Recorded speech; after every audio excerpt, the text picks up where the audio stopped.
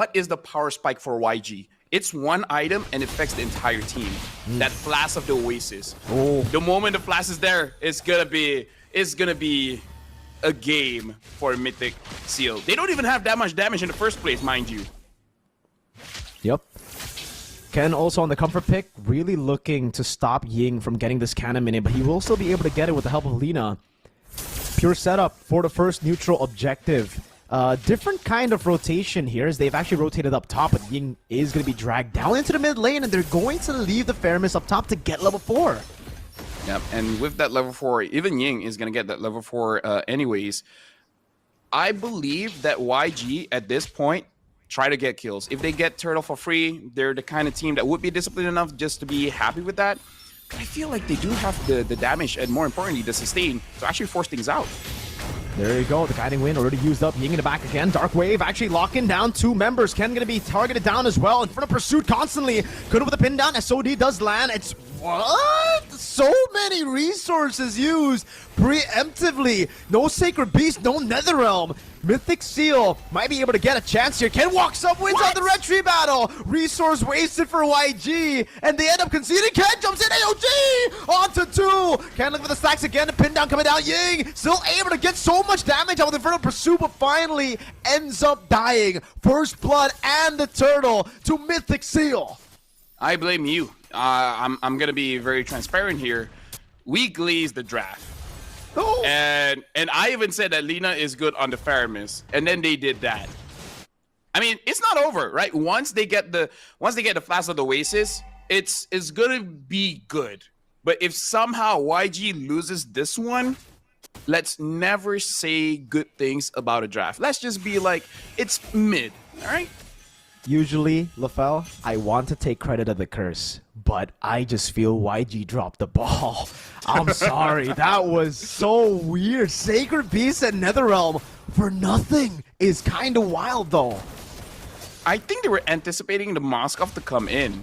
Although, like, why would you think the Moskov would go in, right? Yeah. Even if he does, that's 4 members. That's a bad engage. That's a bad take. Like, to take the SOD there. Hey, if Nico can accidentally press the Winter Crown, they can accidentally press their ults, right? It's close. It happens, Mirko. It happens. It was a pre-fire. Like, they pre-fired. Yeah. During that time, it's like, what, 10 p.m.-ish at this point?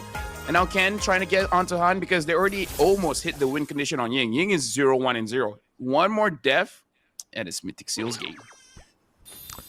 That's true. But it has to be 0-2 on both Han and Ying, I feel. I don't think Ying alone just getting shut down will get them the game win. But this is already a really good position for Mythic Seal, definitely. The Moskov constantly farming. This time Stitch will be able to participate in the fight, though. So it's going to be a 4v5 unless the SOD lands. And even then, I don't think he'll be able to take it. I think Zippy Cutie is better off just farming up top as YG set up for Turtle. Yeah, honestly, like, get as much turrets as you can before the Lord spawns. Like, oh, hold on, flicker in. Ying tries to get onto Nico. Nico is just trying to push Ying away, but now SOD connects. Looks like the turtle is going to go over to Han, and they should be disengaging. That's the expected result, the expected outcome for this composition. A free neutral objective. That should have been the case for Turtle number 1. The Guiding Wind brings Granger. Stitch up top gets the Sky Piercer as well. But look at the damage that Zippy Cutie has been able to do onto that turret up top. 1v1 down below as well. YG back on track, even though it's not according to their expectations. I don't think it is yet, right? I think at this point, it should have been a 2k gold lead. Yeah. Maybe as well, they just don't have a lot of practice with this draft, because let's be real, Mirko. How do you get this draft, right? So maybe this is Mythic Seal's idea. It's like, hey, it's a strong one, but I'm pretty sure they don't have practice with it, because who would let this composition go? So maybe that's their idea, right? They don't expect to get the draft, so you give it to them. Overload your opponents with the meta as you go for comfort. I like that. I like that. That idea. That could work. Could also be really, really bad. But so far, it's working. It was working for Mythic Seal. Couldn't able to hold up top as well. Hey, Mythic Seal, like, you know the gamble, right? It's not just in the gameplay, it's in the drafts as well. And so far, not looking so bad. I say that with caution because it ramps up. This draft definitely ramps up. If Zippy Cutie can have a similar game like Alita, the start of the day, hey, they could make it work. They could. I'm not going to give too much hope, but they could. LaFell, Alita lost that game though. He had an amazing individual performance, but yeah, I get what you mean, man. Last of the Oasis on Blink. 6 minutes in, a full team win con has been activated. At this point, it should be very difficult to kill Ying and Han. So I want to see them actually use that to their advantage. Again, slow build. Lina back in the mid lane. Turtle gonna be spawning up top to 1v1. Han actually taken quite low. Has skill 1. Ooh, almost taken down. Mathilda bringing Stitch back into the fight. Ying getting position here, and Han will have to sustain back up. Does he even have a War Axe to sustain? He's still so low. I think he needs to get some green camps, but it's cleared away from him. Yeah, at this point, I think he can. You have to remember that the Matilda can heal. There you go. And now, look at that. They're going in. Guiding Wind and the Circling Eagle onto Boye, but it's only onto Boye, and they've already wasted the Sacred Beast form. Zippy Cutie, meanwhile, the mid lane will get a turret for free. One last shot on the cannon minion. Good clear from stage. A Shadow Stampede, but couldn't back as that's going to be Ying jumping to Infernal Pursuit. A jump into the back with the AOG as well. Now the run for Lina to find Beast onto the back again, and good night, Han. It's going to be the SOD to the back as well. Stitch going to be caught. Lina caught in the tough spot too, has the Guiding Wind to escape, and somehow Mythic Seal again win out in the battle. No more analysis for this one. Let's just talk about the draft, how Ken is able to get the joy. Like, let that be the analysis. Give Ken the joy, and then GG, easy win, no competition, going to Riyadh, MSC, heck, you might even go to MWI as well. Right now with 2,000 gold lead, around 1,800-ish, but still Mythic Seal is looking pretty good. YG trying to get as much advantage as they can in terms of the farm. Now Ken having that Holy Crystal is going to be trouble for YG.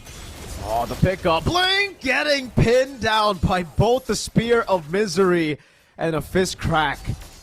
Down below, a free turret, and YG have lost that early game lead completely. Ken almost with the assassination. SOD! Zippy Cutie! Pulling out the SOD, gets the DHS at 8 minutes as well. Right now, Ken taking away the buff. This is almost 4,000. At this point, YG has gotten the side lanes under control. So now the situation on the Lord later on is going to be much cleaner coming in from them.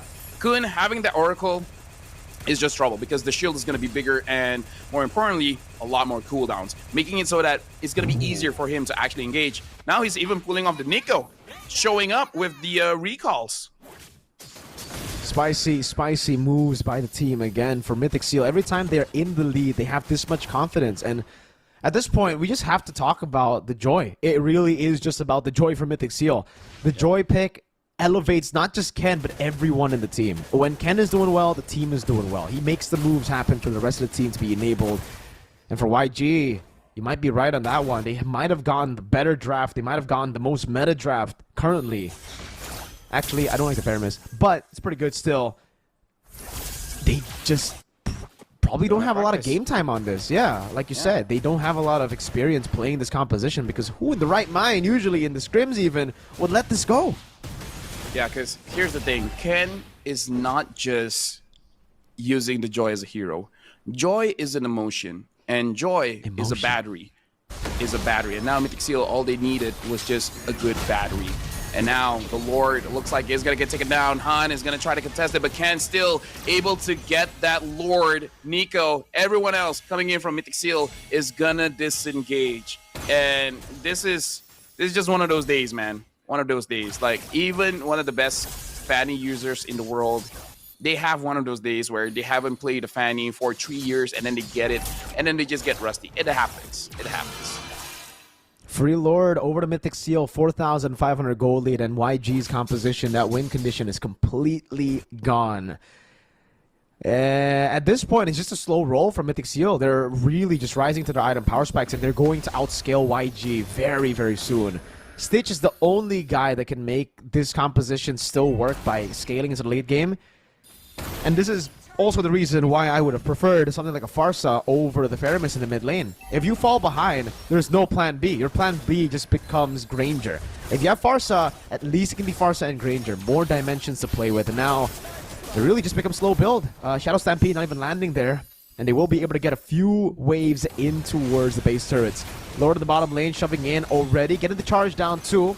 Just a bit of damage over with the Holy Defense procced.